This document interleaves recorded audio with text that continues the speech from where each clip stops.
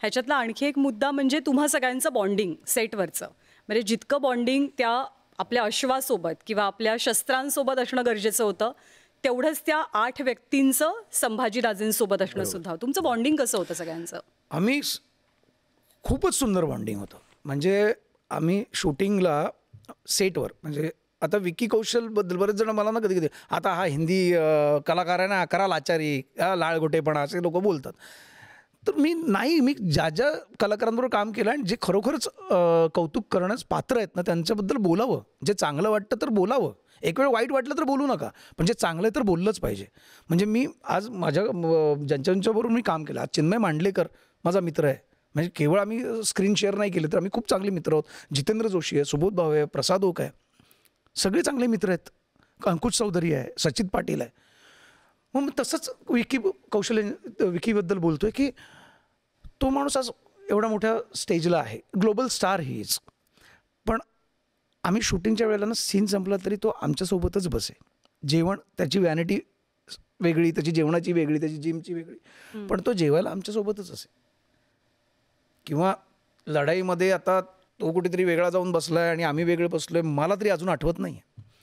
जिथे मॉनिटरच्या इथे आम्ही येऊन बसायचो तिथे विकी आम्ही सगळेजण एकत्र बसलेले असायचे. आशुतोष राणंदपासून बालाजीराव, कवी कलश म्हणजे विनीत सिंग, आशिष, अंकित शर्मा, सगळे आम्ही, शुभांकर एकबुटे, आम्ही सगळे एकत्रच बसले असायचो. आम्ही वाईला 1 महिना 10 दिवस शूट केलं होतं. तेव्हा शूटिंगला तर आम्ही एकत्र होतोच, पण शूटिंग झाल्यावर सुद्धा आम्ही रात्री गप्पा आम्ही एकत्रच राहायचो एकाच हॉटेलमध्ये. त्यामुळे मग ती गाणी, गप्पा, कविता त्यातले बरेचसे NSDचे वगैरे होते, त्यामुळे ते कवी वगैरे त्यांच्या जागे फार असतात. त्यामुळे त्या कविता पण खूप बॉन्डिंग होतं. आणि मला वाटतं की ते असायलाच हवं. फक्त आता आणखीन एक गोष्ट मी सांगेन की औरंगजेब, आम्ही जे मुघल होते ना, जे मुघलांची पात्र करत होते, त्या कलाकारांची नाही, ते शेवटी कलाकार आहेत, पण माहीत नाही, मी तरी नाही बोललो तिथे कोणाशीच पूर्ण सिनेमाभर? हां, म्हणजे पूर्ण सिनेमाभर मुघलमधल्या कुठल्याही कॅरेक्टरशी मी तरी नाही बोललो. मी एका शूटिंगला गेलो होतो सरांना भेटायला, जेव्हा अक्षय खन्नाचं औरंगजेबचं काही सीनचं शूट चालू होतं. तर मी सरांना भेटलो आणि तिकडे अक्षय खन्ना बसलो होतो. तर मी आपलं सरांना भेटलो आणि म्हटलं सर निघतो. तर तुमचे असिस्टंट आहेत जतीन म्हणून. आम्ही अक्षय सर को मी बघितलंही नाही तिकडे, मी बघूच शकत नाही. म्हणजे माझा काय अक्षय खन्नावर राग नाही, उत्तम काम केलं त्या माणसाने, पण नाही, माहीत नाही, मला नाही बोलावं असं वाटलं त्यांच्याशी. म्हणजे मी सेटवर सुद्धा म्हणजे हेट्रेट करत नव्हतो, पण मी नव्हतो बोलत कोणाशी. म्हणजे कोणी त्यातला एखादा मुघल चांगले विचार असं काही नाही. मग एखादा मेकअप शूट झाल्यानंतर मेकअप काढून जरी आला ना, अरे भाई चलो चलते मला,